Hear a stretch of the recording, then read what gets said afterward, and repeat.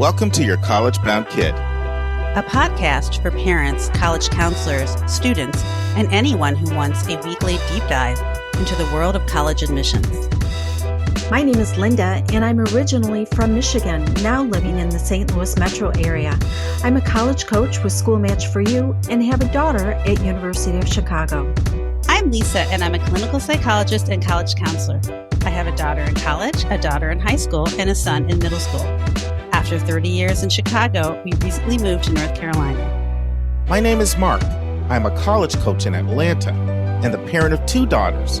Karis, a graduate of Davidson College, and she is the founder of the Spanish tutoring company, SpanishHelpToday.com. And Joy has a bachelor's degree from the University of Georgia and a master's degree from North Carolina State University.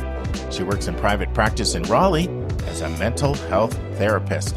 And I'm so blessed to be able to work alongside both my beautiful daughters at School Match for You, a college counseling firm that I founded in 2010. Good afternoon, friends. I am very excited about today. I feel we got a really exciting episode for you. Got a lot going on. If you're tuning in for the first time, you're listening to the Your College Bound Kid podcast, and our mission is to make college knowledge available to all. We do have 3 hours a week of commercial-free content with a 2-hour Thursday episode and a 1-hour Monday episode. So today, I'm going to share a special treat for anyone who's ever supported Your College Bound Kid financially. We do run commercial-free content, but you know there's no such thing as free. So we want to do a special thank you for anybody who's ever donated, and I'll be telling you about that today. Also, when I'm in the counseling room and I'm talking to students about institutional priorities or parents, I get this glazed look that sort of it infers to me that people either think the concept is strange or indecipherable or unnecessary or unfair. Sometimes it's a bit of an eye roll. I'm going to attempt to give an analogy that I think will help people to understand institutional priorities. So you can judge whether or not it's effective. And we're continuing on our little mini theme on standardized testing, part 2, why the common data set isn't always the most reliable source to get a sense of what the testing profile is for the schools that your student is looking at. I was originally going to share 2 reasons, but I've added 2 more. I'm going to share 4 reasons today why that's the case. And then we'll have part 3 of Lisa's excellent interview with Dr. Andrea Brenner. She's author of How to College and also the author and producer of the Talking College Card Deck. And friends, let me start out by telling you that I am in a breathtaking setting right now. It's resplendent. It's Mars Hill, North Carolina. I'd never been to Mars Hill before. I used to bring a group of students to Asheville every year to check out the Asheville school, but I've never been to Mars Hill. And we are up in the mountains, and this place is absolutely incredible. And so if anybody is looking for a place with striking, breathtaking views up in the Blue Ridge Mountains, hit me up and I will absolutely recommend this. It's an Airbnb. You would think it would be $1,000 a night, this place, and it costs me less than half of that. So I've got my mother here. Obviously, both my daughters drove from Durham, my wife Anitra, and one of my daughter's good friends from undergrad, UGA, who's getting her master's at LMU in Los Angeles, Loyola Marymount. She's from England. So Thanksgiving, what do I do? Stay at school? No, come with us. So she spent the last 2 Thanksgiving with us. So absolutely love it here. And we decided to start a new tradition. We're going to have Thanksgivings here. So you'll probably see me, if you're a regular listener, in November recording from here. We'd already agreed that girls would make Thanksgiving dinner every year, but we've said, why don't we do it here and then maybe go to Durham as well. One of the things my mother loves, and I do as well, is there are Bible verses actually all over this place, on blankets, on wall murals, kind of all over the place. And a lot of them have to do with gratitude and thankfulness. And I drew inspiration from it. So I got a car for myself, a little bit of a gift when I retired about a year ago, and I never had a license plate on their front. You know how cars come with the generic license plate? So I had the generic dealer, basically been advertising for the dealer. I got it out of Westchester, New York, and just had it shipped. I've been advertising for them for the last year. And I, of course, had the Georgia license plate on the back. And I've wanted to put something on there. And I finally got my idea. Is on the wall here. And it just says 3 words: grateful, thankful, blessed.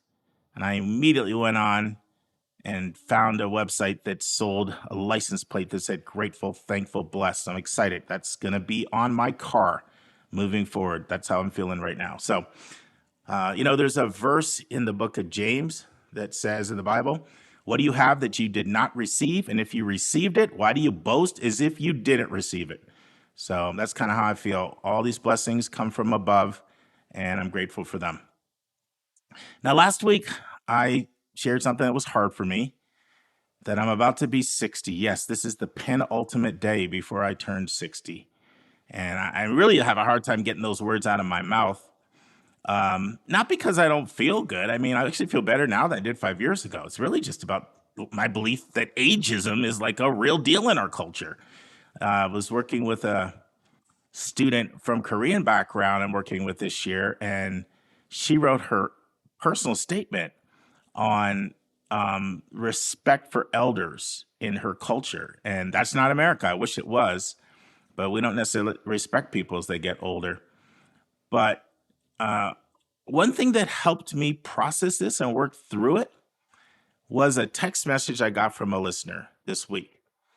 And I'm sharing it with you just to show the power of encouragement. Shout out to Michelle Simbernagel. She is a college counselor in Washington, member of our listening family, a member of our college counselor confab. And she heard what I said last week, and she just sent a text and said, Mark, 60 is the new 40. And that's my new motto I'm adopting. It's a mindset shift. That's right. 60 is the new 40. So not quite feeling as much despair. I'm trying to just embrace it.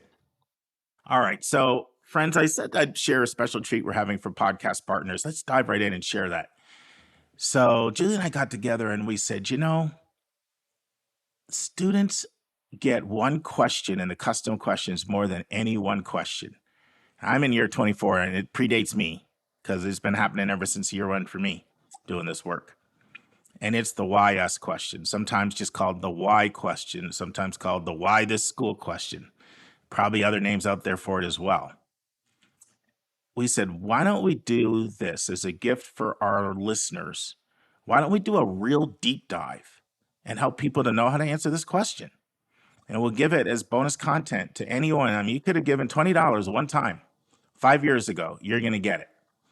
So it just helps offset our costs, but it also is a way of us saying thank you. And our regular listeners, you guys have been so patient with me because I used to send out monthly bonus content every month. And then about a year ago, I said, okay, I'll make sure you guys get 2 hours a year of bonus content, but it's not necessarily coming every month.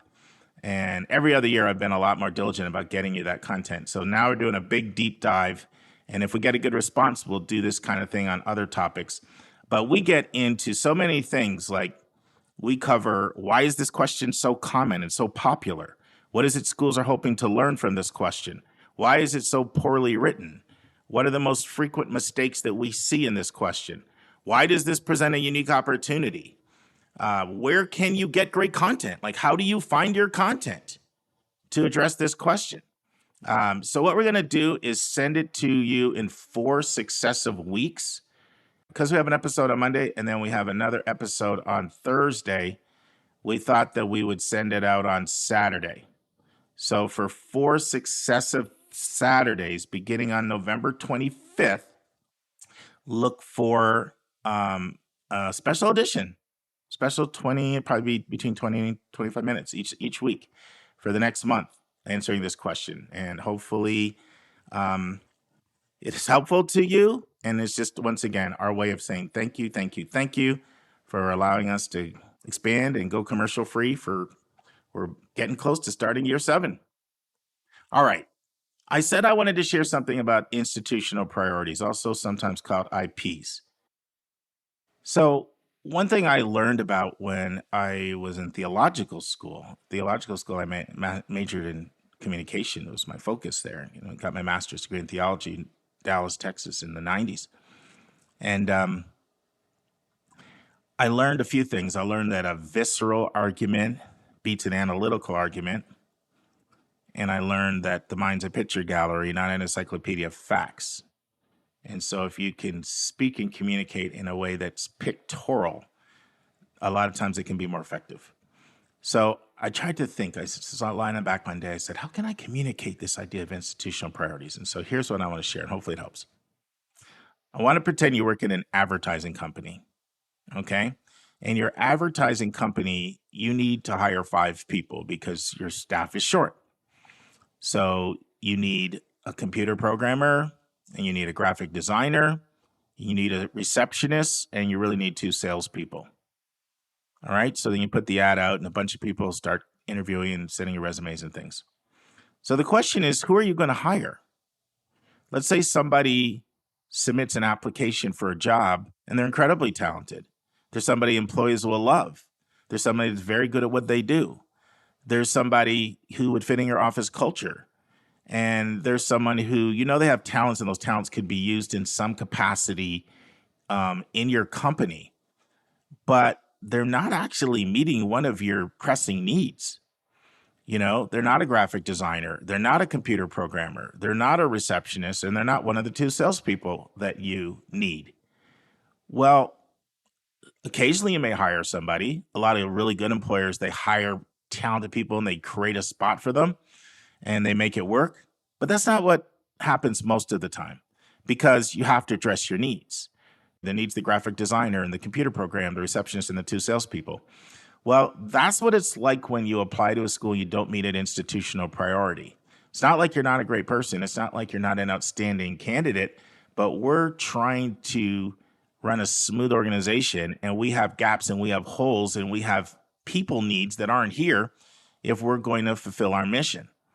And so that's why so many times, especially at highly selective and competitive schools, if a student applies and they're not meeting an institutional priority, they'll get passed over. It's not sort of insensitivity or callousness. It's just you're not meeting a need of the school, at least a pressing need of the school. And maybe if you process it that way, I'm hoping that that will be helpful. Institutional priorities are usually pretty veiled. Schools will sometimes share them. A lot of times they won't. But I'm going to make sure you listen on Thursday, because in the final segment Julie and I have with Lee Coffin, we ask him that question. And being transparent like he is, it's one reason why we love our interview with Lee, he tells us 3 of Dartmouth's institutional priorities. They're not all of them, but there's some of them. And what does that mean? It means they're going to be looked at and prioritized if they're meeting the need of the school, because it's just going to help the organization run more efficiently and more effectively. Now, related to this, last week in part 1 of the test score topic, I'm doing this 3-part series on how test scores are used in admissions. I shared a story about a dad who didn't understand why his student's 1400 wasn't a competitive score for Williams College, and got a little irate, because he said, I've hired a couple hundred people. I know the school. You can't tell me that she can't do the work there. And I had to explain to him, well, that's only one way test scores are used, to see whether you can do the work. There's other reasons as well. You can go back and listen to that episode if you missed that. But I had a listener write in and say, really enjoyed last week's podcast. And it's so good to know that a 1400 isn't a good enough score on the SAT. So I just want to clarify a few things, because a 1400 on the SAT is in the 95th percentile, meaning 1 out of 20 students get that score. The overwhelming number of colleges would love to see a 1400 on the SAT. That story had a very specific context. I was talking about arguably the most selective liberal arts and science school small liberal arts and science school in the country. That's point one. Second, linking back to institutional priorities, it was a female overrepresented demographic, Caucasian overrepresented demographic, not first gen, which, most students are not first gen, but schools are on the lookout. It's hard to find first gen students that have the chops to come in and excel at a program like Williams, at least the way we traditionally read files. The student was not going to qualify as highly under-resourced. They're actually a full-pay student, which at some places that's a hook. But Williams has a boatload of full-pay students that look similar to this in these categories. It doesn't mean that person doesn't have unique gifts, talents, and strengths, because they actually do. I can think of something very specific they do, but I don't want anybody to be able to figure out who this is. I haven't told you the state, but you never know when people are listening. They'll send in, were you talking about so-and-so? Another major factor to consider is that the student was applying regular decision, not early decision. Early decision for Williams, the admit rate's close to 1 in 4. Regular decision, it's close to 1 in 20. You say, what about athletes, Mark? Even if you pull athletes out, early decision admit rate closer to 1 in 6. 1 in 6 versus 1 in 20, big difference. Williams has always had a big differential, like most schools do, between their ED and their RD pool. So these are all factors. Now, another listener wrote in to say, it's not true that a 1400 is not capable of getting into Williams. That's not what I said. In fact, Williams has not been sharing their testing data recently. Like a lot of schools with test optional, they've kind of said, well, we're not going to say tests aren't important here and then say, look at our test scores. So they haven't been sharing it. But in 2021, they did. And that year, 94% of students had over a 1400, 6% had less. So I was talking about particular an overrepresented demographic, and I wasn't saying it was impossible to get in, and I wasn't even saying you shouldn't apply. I always say to students, I'd rather you apply and scratch that itch than go through the rest of your life wondering what if. But what I was saying is guard your heart, because chances aren't great. That's what I was saying. So I just don't want someone to think that, I need a 1400 to get into any college, or even that I need a 1400 to get into Williams, because there will be certain times Williams will go outside of that 1400 for certain kids. Hopefully that was helpful. So it goes back to that you may be an amazing quarterback, but if I already have 6 talented quarterbacks, I have other needs. And it's just very helpful if you can learn to think that way. You'll understand institutional priorities a lot more. But I also want to clarify that 1400 was a very specific context that I was addressing. I don't want any misperceptions out there. All right. Well, we're going to transition to part 2 in the series I'm doing on test scores. Today, we're looking at why the common data set is not always the most accurate way to figure out if your student's test score is competitive. Someone says, what's the common data set? Also known as the CDS. It's a collaborative effort among different data providers in the higher ed community, as well as some publishers. And some of these would be Peterson's, the College Board, US News and World Report are few. So what the initiative is designed to improve the quality and the accuracy of all the information that's out there, so that we have a reliable, accurate source, because the school generates the information. They produce that. In fact, some of the schools that haven't participated in Common Data Set have said, much work that takes, how many hours we have to pay our staff. Most of us think that's a pretty bogus excuse when schools that sometimes have a fraction of their money are able to do it. But that's what the Common Data Set is. It's free, it's available. It is not any one website, commondataset.org or anything like that. It's usually on the institutional research section of every college. But a lot of times the fastest way is just to Google it. And it's an incredible source of invaluable information that I recommend for so many things. There's incredible data there on student life, on enrollment, on admissions, on finances, and other things. And it's actually used by the Department of Education as well as other organizations. They use it to measure college quality and access.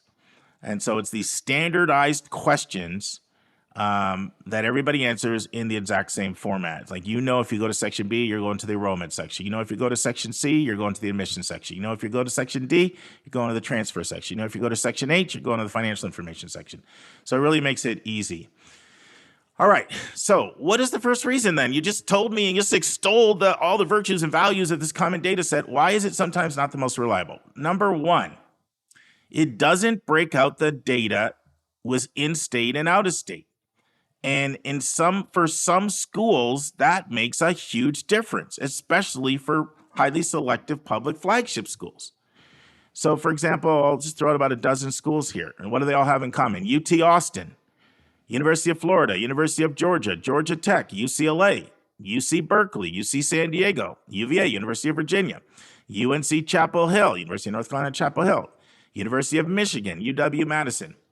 Well, one thing they all have in common, besides being prestigious schools that are the flagship school or major research R1 institution in the state,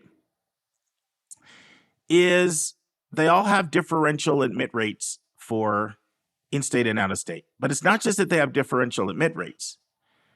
There's a commitment either from the school itself, which is what you see with Georgia and Georgia Tech. Georgia's made a commitment to take 80% in-state, 20% out-of-state. Georgia Tech, 70% in-state, 30% out-of-state. Or they've come down from the Board of Regents, Board of Governors, from the school. So you're not going to get that data. So that's the first thing to be aware of. I was having a conversation not too long ago with a family that really wanted me to help them assess their chances of their student for the University of Michigan. And I had to point out, you're not a state student. Keep that in mind. Michigan has a commitment to take 51% from in-state. And you wonder, why is that happening? Well, think about it. You're paying taxpayer dollars. You want to pay taxpayer dollars to fund your own state institution and your own kid doesn't have a chance at your own state? So then you put pressure on politicians and then policies get enacted. Meanwhile, you have other states that are literally clamoring for out-of-state students, like your Vermonts and your Delawares and your Alabamas and South Carolina, and go on and on. So you can't just take this principle and think it applies to every state, but a lot of them are this way. And you won't get that data broken down by in-state, out-of-state. So that's point number two. Point number one. Point number two, it's 2022 data, not 2023. So it's not it's not last year's class. So the data's a year old. Now, in most instances, that's not that big of a factor. But in some instances, it is. I remember one year when Colgate was up over 100%. That happened to Auburn as well, over 100%. If you're looking at the year before data, you're going to completely make misreads in terms of what you're going to infer. I used Georgia a second ago. I'm going to use them again. So if you saw anything material out of Georgia 2 years ago, you would have heard David Graves say this, we don't look at gender, we don't look at race, we don't look at in-state, out-of-state, we don't look at legacy, we don't look at any of that when we make admission decisions. And in most cases, we don't look at college major, but there are some, cases when major comes into play. That was a standard rhetoric. Well, guess what? All that changed. When Georgia went to the Common App, coupled with back-to-back national championships, their out-of-state applications went through the roof. In fact, David said in some cases they couldn't believe what their out-of-state yield went from and how it increased in the last couple of years. So Georgia had to implement a new policy. That policy of 80-20 is new. That just went in effect last year. So if you were looking at 2022 data, not 2023, you would really misread what a competitive student is in the Georgia population. So, for example, the in-state admit rate, I think it was 39. It was right around 39 last year. Out-of-state, 24. Big difference, Big difference between 4 and 10 and close to 1 and 5. So that's the second reason. In-state versus out-of-state. Secondly, 2022, 2023. But how do you get that information? Because you're going to want to use 2023 data. The best place to get it is from the college itself. And colleges produce most of the time school profiles where it gives a portrait of the incoming class. How do you get that? Get it from the website. You can just Google it because it's a lot of times faster, or you can go to the admissions section, look for an admissions profile. Or you can use a website like College Kickstart that run articles on this. And basically, the College Kickstart has somebody tracking school newspapers. That's the other place you can get it. If you want to individually read the school newspaper, which is online, they usually will list something about the incoming class. It tends not to be as detailed in the school newspaper article, but sometimes it is. Now, one thing that's got a little tricky is in this test optional world, not everybody's including test scores in their profiles. Before it was just a given. But I still find it's there more often than it's not. The other thing to be aware of is a lot of times colleges will use your college graduation year. So I'm talking to you in high school term. So when I say 2022, 2023, a lot of times with college, you have to look up class of 2027 because they're assuming a 4 years till graduation. And they're saying the class of 2027, what was their incoming profile look like? So that's just something to be aware of. The third reason why the data that you look at when it comes to test scores in a common data set is not always the most accurate. And this is really important. Common data set lists information for students who are enrolled.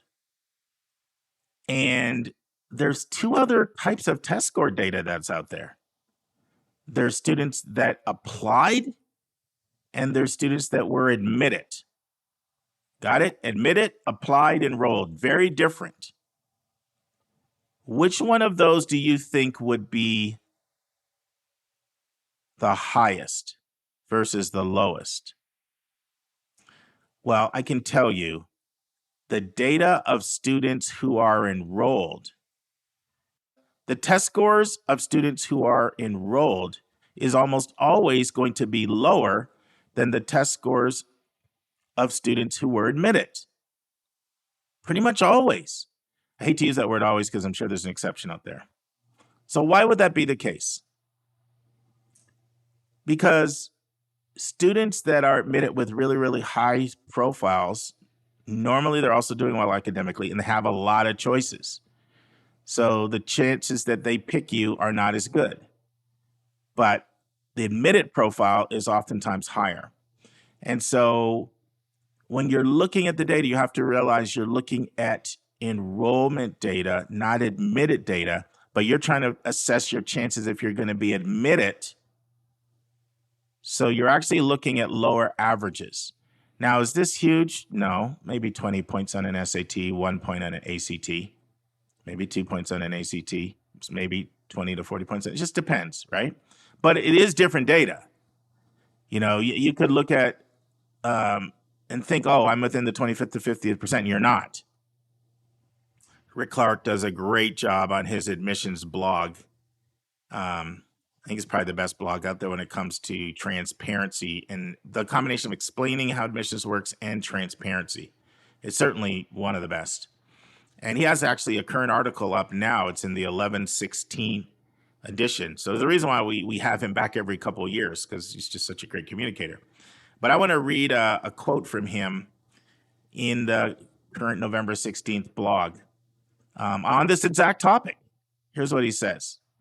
If you are a junior searching for colleges, keep an eyebrow raised when colleges throw out averages and numerical ranges of any kind. Someone tells you their middle 50% is between 1340 and 1420. You should be asking where that number comes from. Is that applicants? Anybody who sent in an application? Is it admitted students or is it enrolling? And, you know, the article goes on. It's quite good. We actually might take it up as in the news. Going to be taking more of his content. I know Julie and I we're actually recording something tomorrow on another blog he wrote that's fantastic. All right. So first reason, in-state, out-of-state. Second reason, 2022, not 2023. Or if you want to use college terms, class of 2026, not class of 2027. Third reason, the difference between enrolled data and admitted data, or even applicants. Make sure you make that distinction. By the way, it's not a bad question to ask a school. When, if you look at a profile and you see data and if they don't specify this, absolutely should feel comfortable to ask an admission officer, is this admitted data or people who applied or the enrolling class? Okay. Sometimes colleges like to use the higher numbers. Not sometimes, a lot of times they like to use the higher numbers. And I understand why, because I felt that pressure when I was in admissions. With the understanding is public tends to think higher numbers, better school. And when they think your school is better, it increases your chance of yield. And you're trying to enroll kids. That's what you're trying to do. So there's a lot of pressure there. I literally was having a conversation yesterday with a family in North Carolina, and I was driving to North Carolina from Georgia. I like to take calls on the road because it makes my trip go fast. And a student had visited the Poole School of Management, in North Carolina State's business program. And the mom was saying, "Oh, Mark, this is going to be tough. This is going to be tough." They had over 6,000 applications for 600. And I knew what happened right away, because this is something colleges do a lot. They know when you say 600 applications for 600, I think it was 587. It was 500 and something. It wasn't even 600. It was in the 500s. They know that your mind goes right away, wow, my kid has a 1 in 10 chance. And so I had to, point out to her that, did you notice that they said, go back and look at that number. This is a phone call. Does it say that they admitted 500? It was high 500. So don't quote me. For some reason, 587 is in my mind, but that might be wrong. Just remember it was in the high 500s. Does it say they admitted 587? Because I don't think it does. It's going to say they enrolled 587, right? So if they have a yield of 1 in 3, then you have to triple that. So they took 18. So yeah, they had 6,000 applications. They admitted 1,800. Still super competitive, less than 1 in 3 to get the 587. But that's a common thing that's done. Share admit information instead of enrolled information. And that's just something to be aware of, because it can cause you to think that your test scores may be higher than they are. It's definitely worth asking. All right. Well, those are not all the reasons. I'll give you one other one and call it a day. How many days that doesn't give you information broken out by major?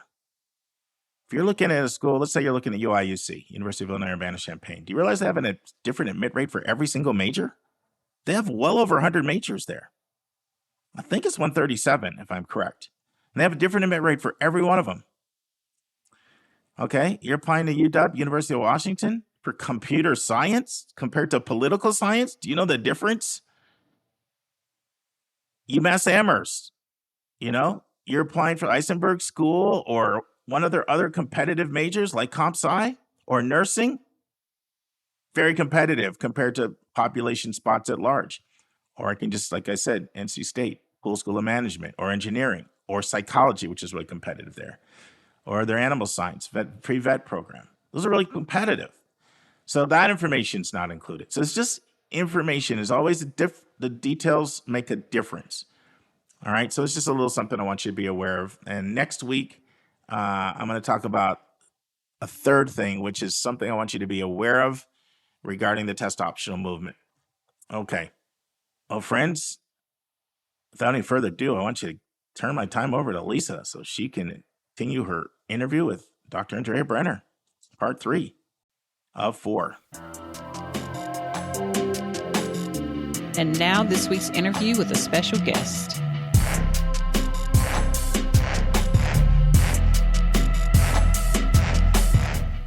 Friends, in part 3 of 4 of Lisa's interview with Dr. Andrea Brenner, Dr. Brenner talks about the importance of resilience.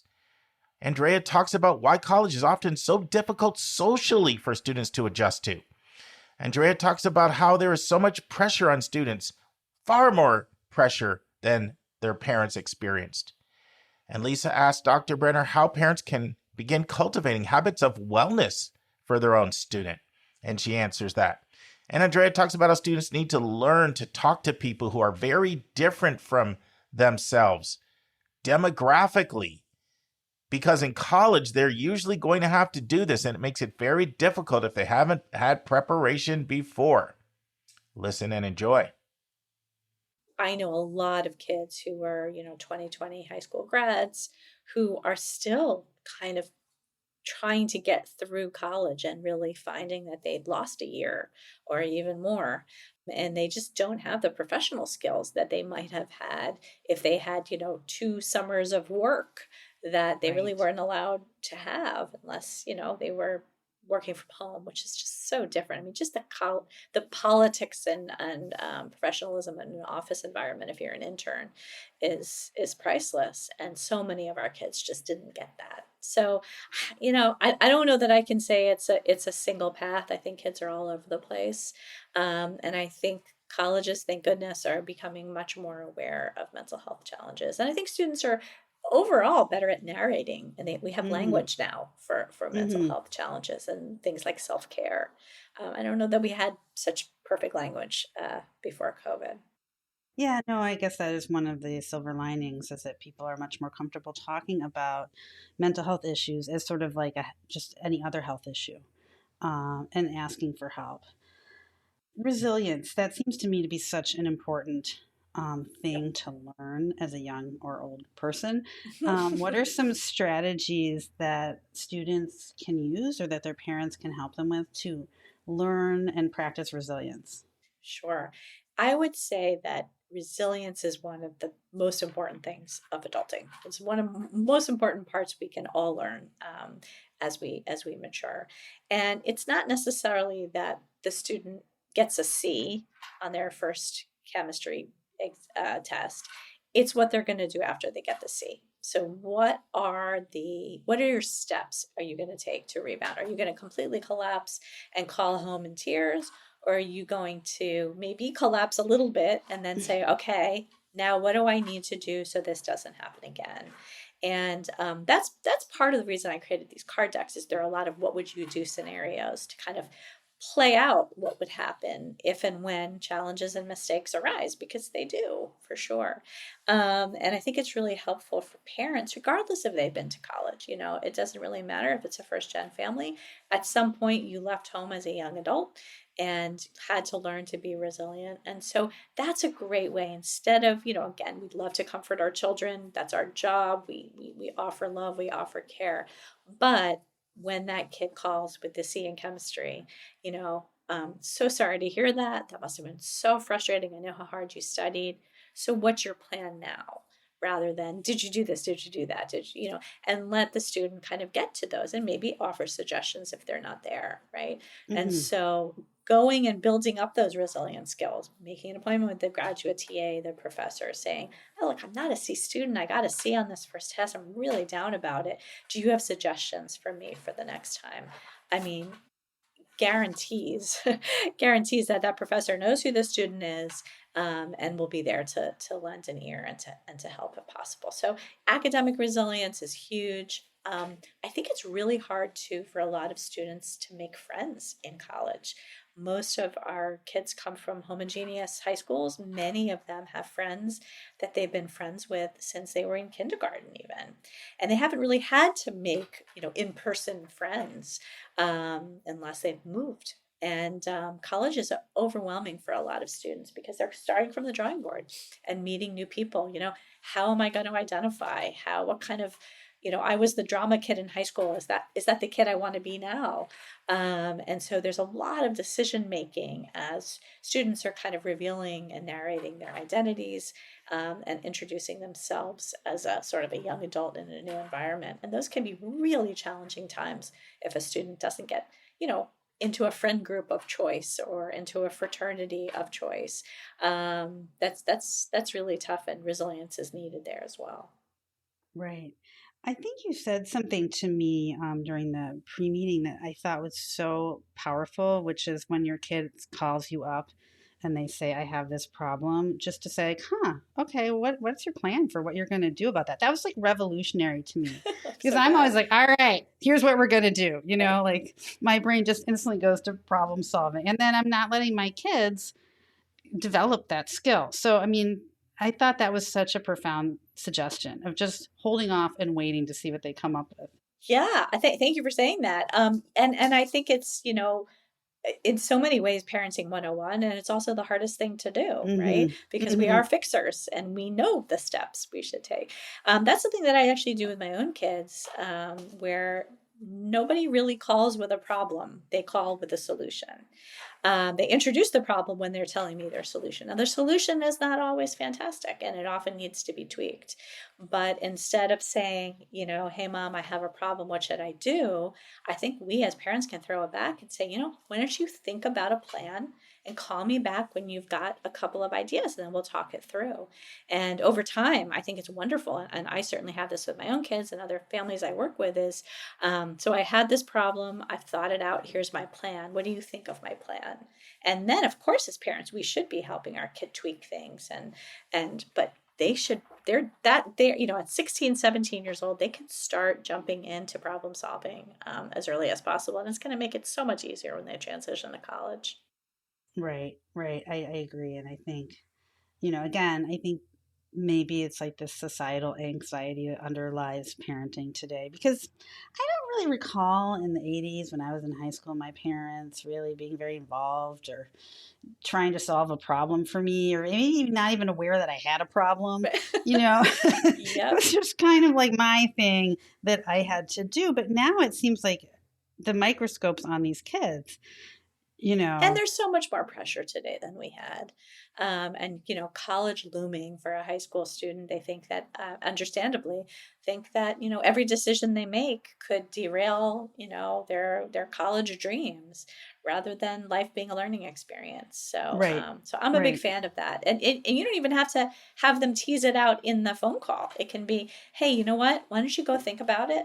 And then, call me back in 45 minutes, call me back in 10 minutes, whenever you figure it out. And then we need to be there to listen and, really keep our mouth shut while the ideas are coming. They might be off the wall ideas at first, and that's okay. That's how right. problem solving starts, right? Is the brainstorming. Yeah. I think that's where it's hard as a parent sometimes to be tactful, when you hear something new and just like, okay, well, you could do that. Or, but have you thought about what'll happen after you do that? Like, do you want that, consequence? It's so hard just not to be like, what's wrong with you? That's a Right. stupid idea, But it's so crucial, I think, to help kids develop this on their own. Yeah. So you also mentioned sort of life skills like taking care of their bodies, wellness. And you sort of alluded to that, and like kids should start making their own doctor's appointments because they're going to have to do that as grown-ups or as college students. So how can parents facilitate that kind of growth in their students? Right. And of course, every student is coming in with, different challenges. So maybe a student who has got real fear of being on the phone, right? And making a professional phone call. You can start small. You can start with a haircut, right? You can even start with it on speakerphone, right? Where the student, your kid listens to you making the appointment. And then the next time you listen to them making the appointment. And then eventually they can, little baby steps, chunk it out until they feel comfortable doing that. You can role play, which is a great thing to do with high school students who've got some social anxiety. Here are some things that the person at the front desk might say to you, etc. I think it's really important also to remind your kid that if they are making phone calls in college to a financial aid officer or their academic advisor, these are people who are used to 18-year-olds not speaking clearly and not being wonderful on the phone. And they are, anybody who works on a college campus is kind of used to messy kids. That's an appropriate place to be as a freshman. So you don't have to, I think there's a fallacy that you have to have a perfectly polished adult when you send them off to college. And I don't think that's the case. I think they may struggle through it, and it's okay if there's lots of ums in that phone call, but the student does it on their own, and that's such a powerful thing. And then the next time is less scary, and the next time is less scary. And then I think in terms of, you asked about healthcare, I think making sure that your kid knows how to take care of themselves on the daily basis, right? So what I do this when I talk to high school students. If your roommate is very sick, what are you going to do? Are you going to sleep in the same room? if they're feverish? Are you going to go sleep on somebody's floor so you try not to get sick? Are you making sure that they get help? Do you know how to take care of yourself in terms of over-the-counter medications and which over-the-counter medications you shouldn't take with other medications? What about prescription medications that you take? Do you know how to refill your prescriptions in college? That's something you could plan for the second you decide which college you're going to. You can, figure out how to do that locally. I think it's really important to understand, if that student ends up in the emergency room near their college, are they able to narrate their personal health history, or do they have to immediately call home to say, do I have any allergies? Do I have, did I have any surgeries? That's something that a student should be going off to college kind of ready for. They're going to be making probably their first appointment for a flu shot in college, which is, required now, maybe a COVID booster. So they should really be practicing those things early. And then knowing the day-to-day health and wellness stuff of, how much sleep is ideal for your body, what foods agree with you, don't agree with you, making sure you understand your own allergies and things like that. So those are conversations I think should happen in the home, more than one dinner table conversations worth, and really tease out that students, specific issues. Yeah, I think that's such a trial and error thing for all of us. It's better if that trial and error occurs at your house rather Yeah, than some faraway dorm absolutely. room. No, exactly. And the last thing you want to do with 102 fever is to be wandering around CVS trying to figure out which medication you should take. Right. I believe strongly that every student should go with some kind of first aid box, with having had conversations about every single over-the-counter medication in there with their parent, and making sure they have the directions, how often you can take this, what side effects there might be, etc. Yeah. Yeah. Another point that you had made when we talked last was the point of teaching students to talk across differences. Yeah. Can you tell us more what that is and how people can develop that skill? Yeah, sure. So I had mentioned that most high school students go to college having come from homogeneous environments, right? So Hmm. most high school students go to high schools where they are the same socioeconomic status, race ethnic status, or race ethnic identity, even religion can be geographical in nature, and they haven't many have not all, but many have not had an opportunity to meet people across racial lines, ethnic lines, religious lines, socioeconomic lines, geographic lines. Colleges are usually more diverse than most high schools. And so, by nature of that, students are going to come into an environment that's more than likely more diverse than they've been used to. And I think it's really important to think about what would you do scenarios. If you're not comfortable talking to people, or you haven't had experience talking to people who've had a different upbringing than you, maybe a different political identification of yourself or your family, how can you talk across difference and still get along? And that might be with a roommate or with a new friend or somebody in a classroom who you disagree with. So there are, just getting along with others' skills, Hmm. and some of that starts with, probably the easiest exercise would be, once you know where you're going to college, take a look at the demographics of that college. Look at the breakdown. How do students identify? How many students are on financial aid? How many adult students are on that campus? How many students are of military status? Know who is going to be in your new environment, and know who's going to be in that community as well. There might be a large immigrant community, or a language that you haven't spoken before in that community of your college. So I think being knowledgeable is first and foremost. And then, as early as possible, get involved on college campuses, if they don't already exist in your high school, with clubs and organizations that talk about difference, right? And they might be, free speech related things, or civic polite conversations. Sometimes it's, they're called tough conversations, or talking across difference. But I think the more students can educate themselves, and of course this is parents as well, the more humans can educate themselves, talking to others, and especially others whom we might not agree with, the better prepared for college you're going to be. Friends, this concludes part 3 of Lisa's interview with Dr. Brenner. We hope you'll join us next week for the final part. On Thursday's episode, Eric Hoover is the author, The Chronicle is the publication, and Susan and I will be discussing Character in College Admissions, Part 2. By the way, friends, as we head into this Thanksgiving Christmas season, I'm going to give our staff a bit of a break. So we'll be doing a lot of Part 1, Part 2s. That way we only have to record half as long. You'll still get about a 30-minute segment.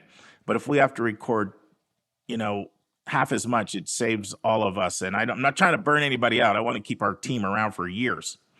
So you can expect a lot of Part 1s and Part 2s on our In the News segment as we get through the holiday season. In our question segment, Lisa will join me from a question from a listener. Came in from Barbara via SpeakPipe. Excellent question. She wants to know, what's the difference between direct admission and rolling admission? Very excited to answer that question. Lisa will join me for that. And we'll have the final part of Julie and I interviewing Lee Coffin, the VP of Enrollment and Dean of Admission at Dartmouth College. And Lee's helping us to understand Dartmouth College. And because he's doing a spotlight on Dartmouth, there'll be no spotlight for the week. Friends, I've been going through and sharing with you in closing just different quotes about the personal statement in college admissions. And we're up to, wow, these go fast, these episodes. The 7th one. There's 15 of them I got from this website called The Admissions Game. I don't know anything about them, but I just pulled them from them, and I'm going to give them a little bit of attribution. This one comes from Christoph Gutentag, the Dean of Admission at Duke, who you'll be hearing on this podcast coming up in 2024. But here's what Christoph said. The tone does not have to be formal. The language does not have to be particularly sophisticated. In fact, sometimes those can get in the way of the reader getting a sense of you. You should approach it, talking about the personal statement, as if it were a conversation you were having with an adult who is particularly interested in what you have to say. Not as casual as if you were speaking with a friend or a classmate, but not as formal as if it were a paper you were writing for an assignment. If you read your essay out loud, and it sounds like something you'd say to an adult sitting across from you, listening to you with interest, you'll be on the right track. Christoph Gutentag, Dean of Admissions at Duke University. See you on Thursday, friends. And that's our show. A big thank you to you, our listeners, for tuning in this week. If you find this podcast helpful, please follow us, and you'll get every single episode as soon as it is released. If you're interested, there are a few ways you can really support our podcast. You can click the share button and send it to your friends and acquaintances. You can help us pay our staff and our expenses by donating on our website. You can write a review for us on Apple or Spotify. I'm the producer of the podcast, but we have a fantastic team of 15. Shout out to our co-host, Dr. Lisa Ruff, Dr. David Williams, Linda Depker, Susan Tree, Vince Garcia, and Julia Esquivel. And to our substitute co-host, Sylvia Borgo. Our sensational sound engineer is Nemanja Motvich. Our amazing music is from Victor Allen Weeks. Marketing designs are from Kimberly Blass. Lily Parikh manages our Instagram. Our image editor is Talha Khan. Joy Stucker does our website episode updates. And our webmaster is Stylianos Dimitriou. And if you want to have a coaching session with Lisa, Linda, or me, just text me at 404-664-4340. If you have a question you want us to answer, or if you have a recommended resource or article you think we should discuss, just send it to questions@yourcollegeboundkid.com. Our favorite method is for you to record your own voice at speakpipe.com/YCBK. By the way, check out our website, where you'll find lots of content that is not on any podcast app. Our website is yourcollegeboundkid.com. If you want to learn about other hot admissions topics, follow us on Twitter at YCBK Podcast. We think of you as our listening family, and we look forward to meeting again with you every single Monday and Thursday.